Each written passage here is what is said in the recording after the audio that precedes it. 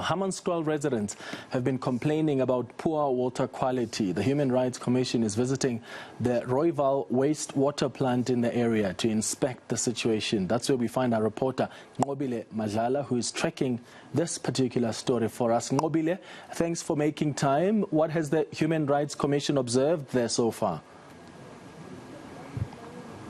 Well, Clement, I can tell you now they're saying that the water here is still not fit for consumption. In fact, we've seen them walk about in the treatment plant and in the purification plant, and they were not quite pleased with what they've seen, but they are saying that they will be giving us more findings in time as they are still doing more investigations. But thus far, they've got a lot of questions that still needs to be answered. But joining me now is the South African Human Rights Commission. Buang, you have been here before. In 2019, and you highlighted the same issues that you have seen today.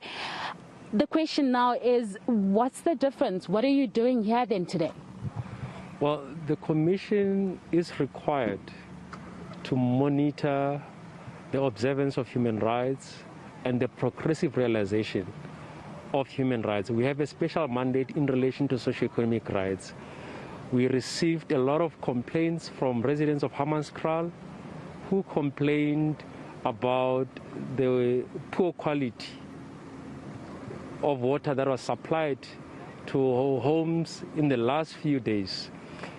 The Commission deemed it appropriate and in the interest of the public to conduct this fact-finding visit to establish the circumstances that led to equipment failures, but to also come to the wastewater treatment plant that is the source of the contamination of water in Hammanskraal, to assess progress made in refurbishing the existing infrastructure and remediating the infrastructure to ensure that effluent that flows into the Apis River is of acceptable standard, and that water that is abstracted downstream at Rooiwal Dam and that is purified at Temba treatment plant meets all the standards set by the water regulator, that is the Department of Water and Sanitation.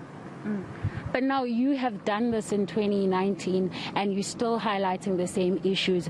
Now, my question now is, why hasn't these issues been addressed? It is through the Commission's intervention in 2019 that the city developed an action plan and developed short, medium to long-term interventions. As we speak, the city is still busy with the first phase of the project to remediate and refurbish the wastewater treatment plant that is the source of the contamination and pollution of the Apis River. It is through the intervention of the Commission that we had the Portfolio Committee on Water and Sanitation visiting this area. It is through the intervention of the Commission that the previous administrators of the city of Tshwane deemed it appropriate to appoint contractors who, we are told today, have completed 56% of the first phase of the project.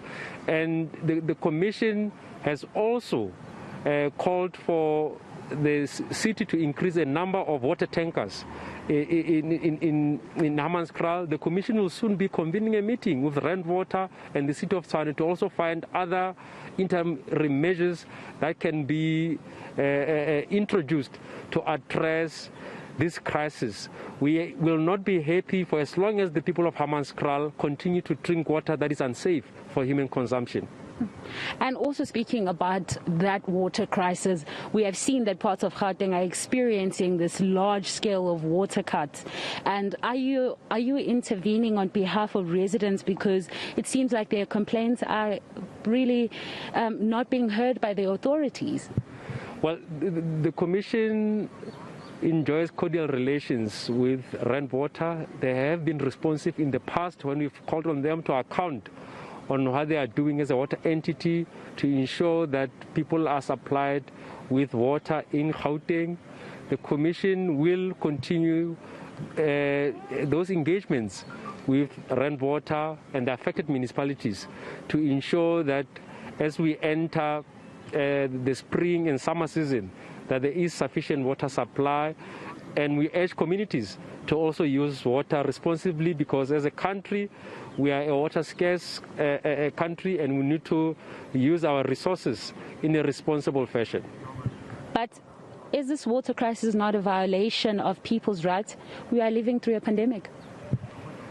In Hammanskraal, we are still grappling with ongoing violations, which, if they are not remedied, will compel the Commission to consider other steps. The Commission will be releasing its findings on the inquiry we held earlier this year on the same issues, and we hope through the directives that we'll be issuing and our recommendations that all role players will be able to find a way of working cohesively to address the challenges that continue to affect the residents of the city of Tshwane and Hammanskraal in particular.